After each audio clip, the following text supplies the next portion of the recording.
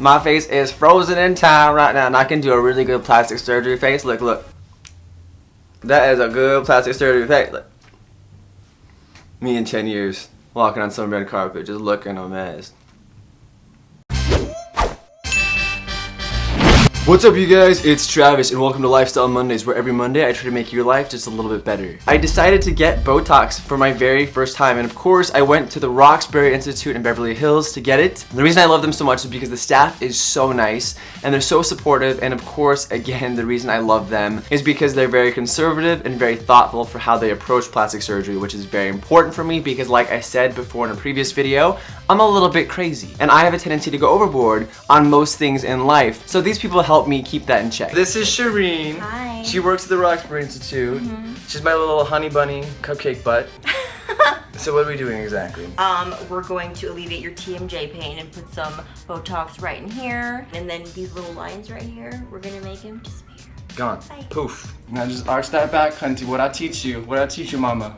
Arch that back. I've had really bad TMJ for most of my life. I started clicking my jaw when I was 15 years old. I don't know if you guys can even hear this, but that's what my jaw does on this side of my mouth every single time I open it, and it's very painful. Apart from TMJ, I also developed a clenching problem when I was modeling, of all things, and this is ridiculous. You learn clenching, it's not like a natural thing, and I would clench my jaw for photo shoots for like 13 hours a day, and eventually I did that so much that I started doing it in my sleep until I finally cracked my tooth and I broke my canine tooth in New York City. I've tried the mouth guards, they don't really do anything for me, like I chew through mouth guards, but basically, I clench really hard, especially during my sleep, and I wake up with headaches every single morning. And so when I found out that you could use Botox as a solution to treat that, and it's a very quick procedure, then of course I was totally game to try that out. But before we even got started on those treatments, they tried having my chair facing the wall with my back facing the light. Honey. Travis, what are you doing? We are turning this chair around because we are not going to have the ugly lighting for this. I'm telling you what.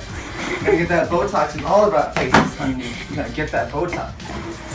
Not today, hunty. Not today. So finally, I meet with Dr. Schwartz to have a consultation to see what exactly we are going to do for my Botox, and he gives me some good doctor information about that. You can feel this muscle here. You have a pretty strong muscle, and that's the one that actually brings your is your muscle of mastication. Mastication means to chew. So that's the muscle that's actually pulling up and down. And the point of the Botox is not to stop the masseter completely, but it is to weaken it a little bit so that you're just not pulling as much or not clenching as much. And then for my forehead, he really didn't want to do very much Botox because he does think that I am a little young to be doing Botox, but I don't really want to do it to freeze my muscles or anything like that. I just want to do some preventative measures to make sure I look my very best when I'm 40 and 50 and so on. I wanted to do Botox right here because I was developing a wrinkle for my frown. But basically the procedure itself was nothing at all. I didn't realize that getting Botox injections, like I thought it was going to sting or burn really bad. It didn't feel like anything. I'd say on a scale of 1 to 10, the pain for getting Botox injections is about a 1.5. It literally is the smallest needle in the entire world. I barely felt it. I didn't even think he actually did it. And then he did a couple up here where he like grabbed my eyebrow and then put the shot in right from the top. And it was super, super easy. Like it was over in like less than a minute, and it was like the least big deal of all time. About 5 days later, I felt the effects of the Botox, and it's a really strange feeling. You cannot use your muscles. It actually feels like someone's holding your muscles and preventing them from moving. When I tried to frown, I developed plastic surgery face. Like I'm gonna try and frown for you guys right now. Are you ready? Yes! Yes, plastic surgery!